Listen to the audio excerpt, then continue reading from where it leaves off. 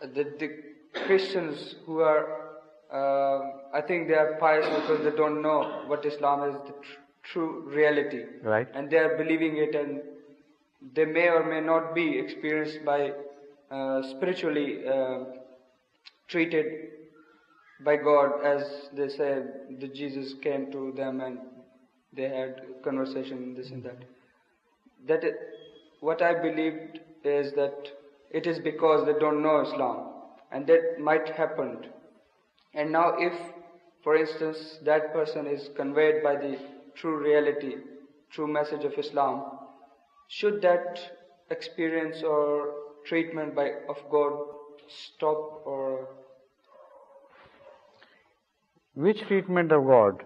For instance, as they say, if they believe in Jesus Christ to be the Son of God, and they see Him in being, how can you attribute this word to a sonless, childless God?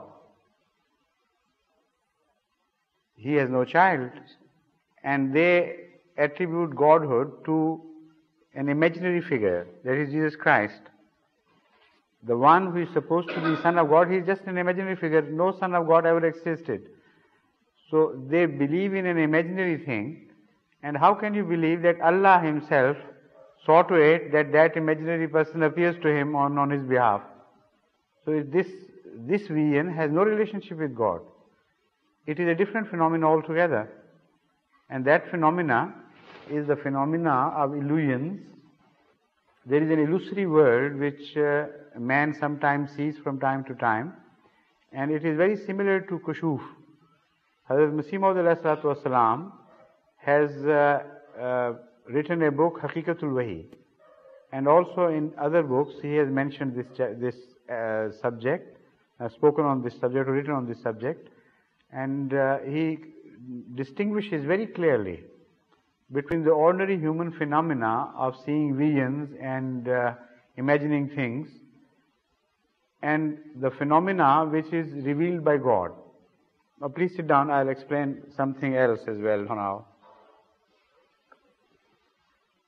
The most important thing for an Ahmadi to understand is this, that let's suppose, if Allah wanted to speak to human beings and established some type of contact with human beings, being a perfect God, being a perfect being, so orderly in His creation, it is impossible for us to conceive that He would not create some machinery in the mind of man to be responsive to Allah's approach to him.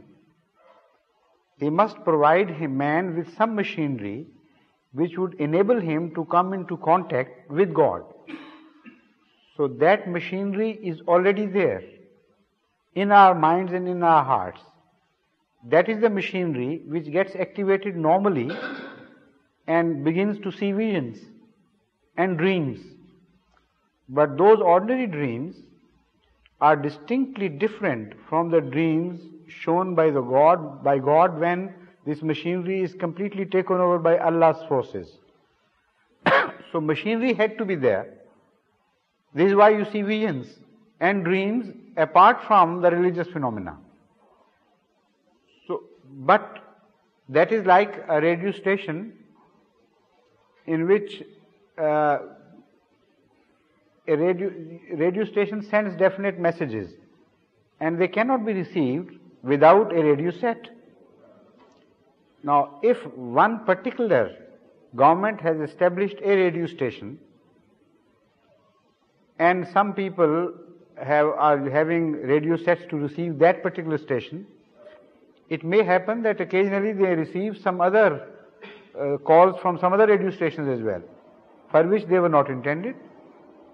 So this is a phenomena which is not only accepted by the Holy Qur'an, but is mentioned in so many words, that some people are taken over by Satans, and they breathe into them like wahi.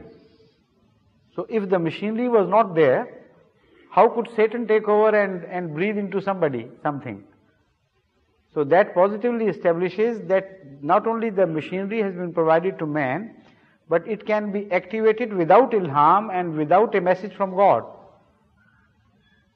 And again, we know the reference in the Holy Qur'an in Surah Yusuf about azghasu ahlam. What are azghasu ahlam? The dreams of one's own psychic phenomena.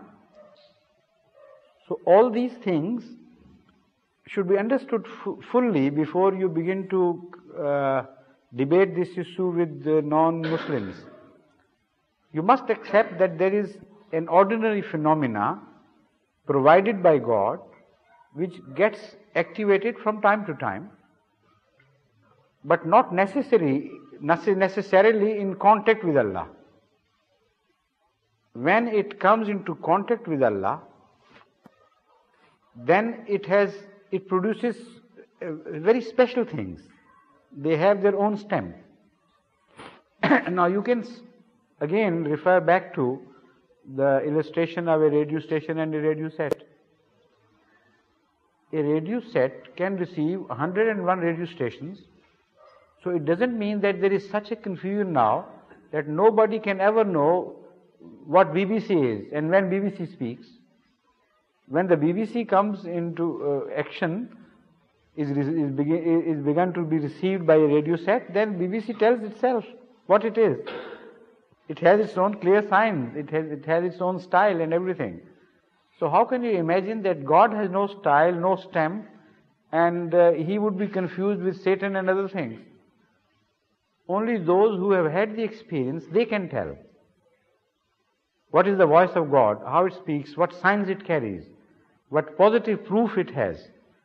And Hazrat Masih Maud ﷺ, as a man of experience, has written in such detail that he has written such a big book.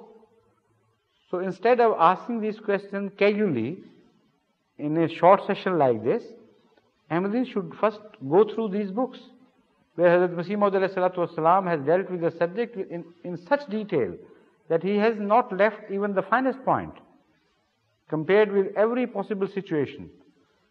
So you better start reading the books of Hazrat Masih Maud ﷺ.